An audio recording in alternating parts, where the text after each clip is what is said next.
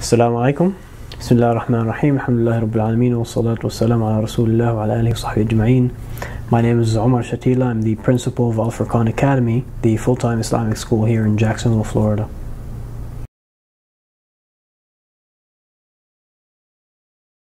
When the school started back in 1997, it started in the masjid upstairs.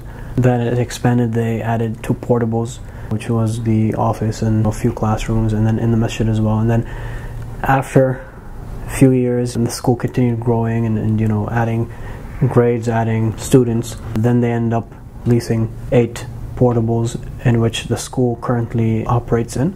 Alhamdulillah, the school has grown exponentially. Our enrollment for this upcoming school year is over 200 students, so it's doubled in 2 years.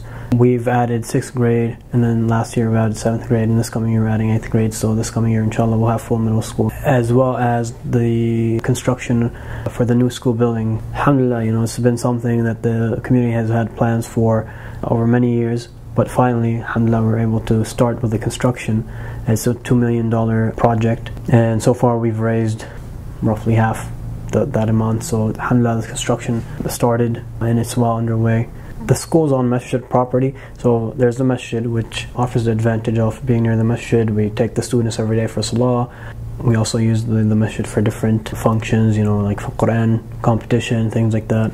There's also a playground and a basketball court as well, which is shared with the masjid. And then there's the portables in which the classrooms are held. Being in this position, I guess the principal of an Islamic school is a very challenging yet rewarding position. You have to be able to balance everything well, be able to have a long-term vision, plan for the future, plan for developing the school and improving it as the school goes along further. At the same time, you have to focus on day-to-day things so that you make sure the school runs properly, that things are operating well. So that's where the challenge comes. So managing the two and making sure that you don't focus on one of those 2 things at the expense of the other is a bit challenging. I'm a strong believer in Islamic schools in general, no matter where you are, and especially in the United States. A student spends there 5 days a week, a big chunk of each day of those 5 days at school.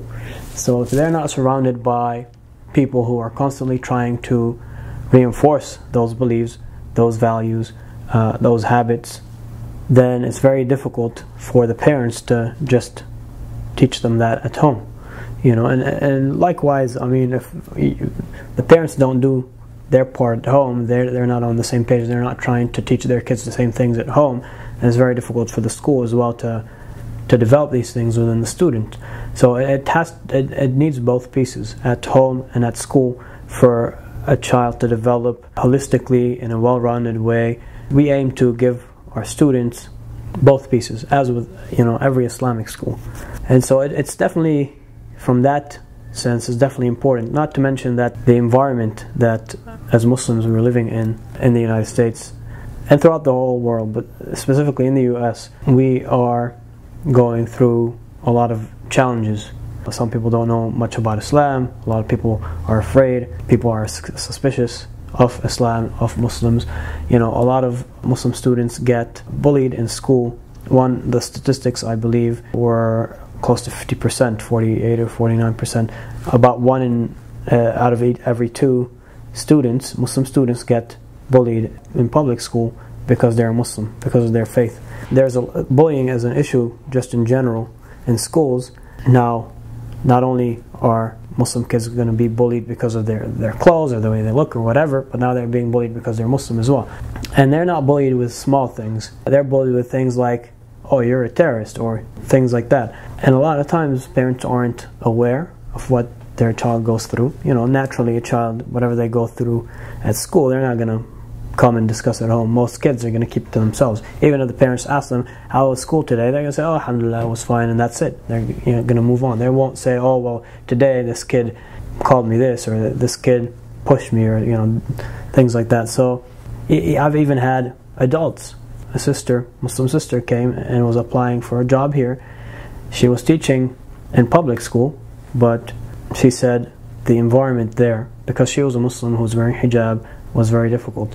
She was being discriminated against and treated badly because she was a Muslim. So it provides, an Islamic school provides a safe and good environment for not just for the students, but also for adults, for parents, for teachers, for staff members to work, to study, to teach, to learn in, so that we can focus on why the students come to school. The students come to school to learn.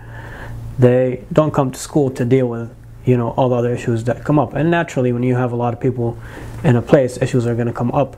But being in an Islamic school, with having that environment, helps us minimize these other issues so that we can focus on what's more important, which is education. If a student doesn't feel safe, they're not going to be able to learn. Additionally, I know a lot of parents who send their kids to public school also send their kids to weekend school, which is great. However, 2 days or 1 day a week isn't going to be sufficient to supplement that. So, even we have some parents who send their kids to full-time Islamic school as well as weekend school, and that is needed in addition to what they do at home in order to actually give a child what they need, as far as teaching them what they need, reinforcing the values that they need to learn, instilling in them those morals and a sense of Islamic identity. It's difficult, and it's not isolating the child, because at the same time our students learn how to interact with other people outside when they go on field trips or do community service or whatever it may be. It is providing an environment for them to develop, so that later on when they do go out and they do intermingle with the rest of society, they're able to do so properly without losing their own identity and their own faith. If you try to expose them to everything out there in society at an early age, that it's going to impact them. It's going to impact their development. It's going to impact their identity. It's going to affect who they are. I think it's important for communities in general to invest in Islamic schools, as well as parents specifically to enroll their kids in Islamic schools, because that's going to help shape a child's identity and help establish a strong foundation in their faith. And a lot of times, unfortunately, some parents don't realize it until it's too late.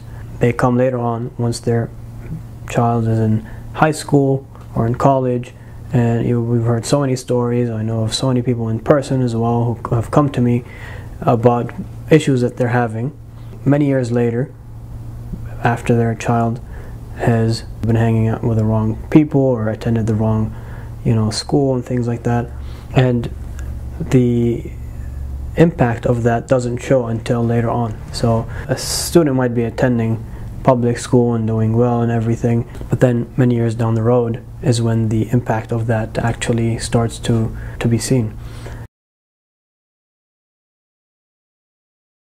Considering the growth and the accomplishments that the school has been through since it was established in 1997 up until today, and especially within the last few years, alhamdulillah, it's been tremendous. Of course, that being said, that doesn't stop us from planning for the future, from having an outlook to wanting to continue developing the school and improving things. Just as with a believer, it doesn't matter how good a believer is, they always want to become better. They always want to grow in their deen and their faith. So likewise, as a school, it doesn't matter how good a school is, we always want to become better. We always want to improve. We always want to develop the school further and grow the school and make sure that we're offering our students an excellent education